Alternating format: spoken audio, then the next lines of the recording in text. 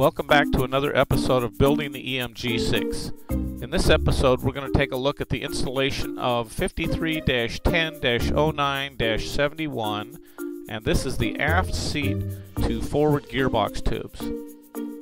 If you're building the aircraft, the progress that you should have made so far is referenced by all of the tubes marked in green. And the tubes that we will install in this episode are going to be displayed in red. For orientation purposes, let's review the positioning of this tube. If we start at the top, we can get an idea how the tube intersects with the rest of the frame.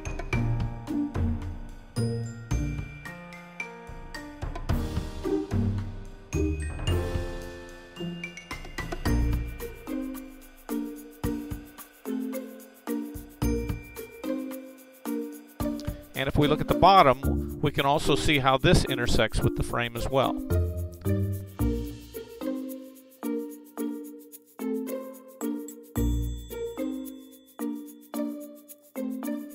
Additionally, on this particular tube, it can be rather difficult to orient. So we've located an orientation hole, or if you prefer, a vent hole that is built into the template, and you can either drill it or just center punch it to give you reference to where the tube should be placed. And it should be on the lower forward side of the tube. Now that we have an idea how these tubes are placed into the frame, the next step is to gather up the materials for making these tubes, which in this case will be 3/4 inch diameter by 0.35 wall thickness, and cut and fit to match the templates. The templates that you're going to use to cut these tubes are 53-10-09-71L and 71R. This is both the left and the right side aft seat to gearbox tube. You will also want to reference 53-10-09-71, the aft seat to gearbox fixtures drawing. Before we can test fit the tubes that we've cut, we need to insert fixture 53-10-06-101. This will properly position the landing gearbox in relationship to the pilot's seat tube. To install these, simply place them over the tubes and give them a little pop and they'll lock into place. Make sure that they're parallel with each other and parallel with the fuselage frame centerline. They should also be positioned slightly inboard to provide clearance during the tack welding process.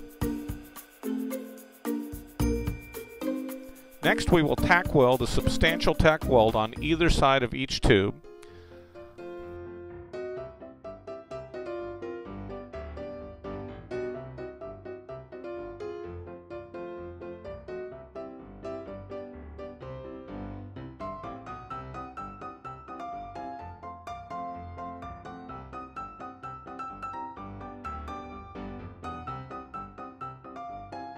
Leave the fixtures attached to the frame as long as possible to ensure that it doesn't move during the welding process.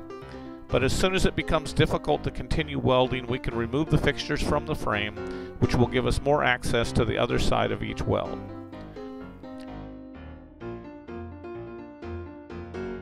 Remember to check to ensure that you have vent holes installed where necessary.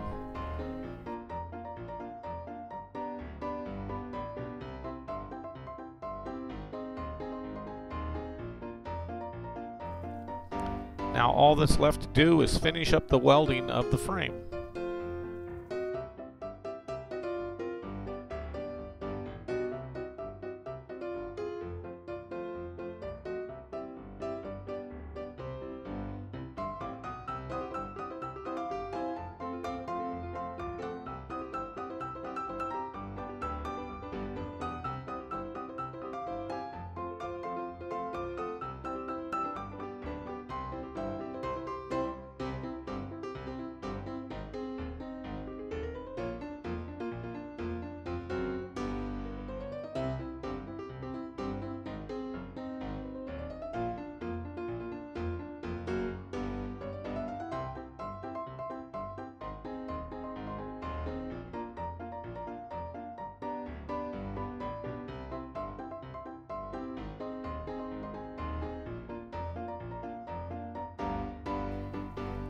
Once again, we've come to the end of another episode of Building the EMG-6.